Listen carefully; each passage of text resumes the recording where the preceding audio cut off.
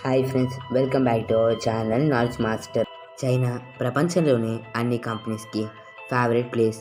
Covid తర్వాత అది మారింది.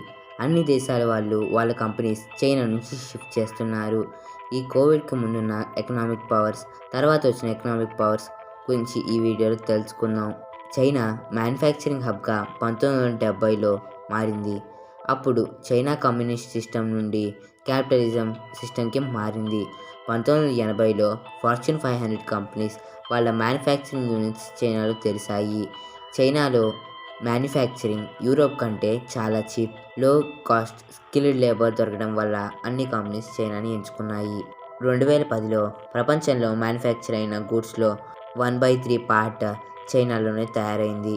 కేవలం 20 ఏళ్ళలో చైనా పూర్ కంట్రీ నుండి రెండవ అతిపెద్ద జీడిపి కల దేశంగా మారింది. ఒక చైనా సిటిజన్ 1990లో $150 తన ఆదాయం. కేవలం 20 ఏళ్లలో ఇప్పుడు వాళ్ళ యావరేజ్ ఇన్కమ్ వచ్చేసి $8,500. ఇప్పుడు చైనాలో లేబర్ కాస్ట్ చాలా పెరిగింది. దీని కారణంగా యుఎస్ చైనా మీద టారిఫ్లు వేసింది. దాని కారణంగా చైనా నుండి వచ్చే ఇంపోర్ట్స్ 7% తగ్గాయి. కోవిడ్ టైంలో చైనా మెడికల్ ఇండస్ట్రీ ఎంతో లాభం పొందింది.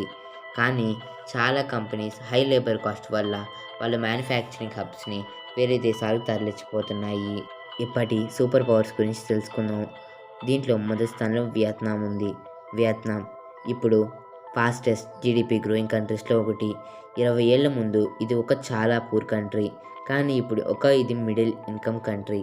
దీని చీప్ లేబర్ కాస్ట్ వల్ల అన్ని కంపెనీస్ వియత్నాంని ఎంచుకుంటున్నాయి. రెండో స్థానంలో ఉంది మెక్సికో.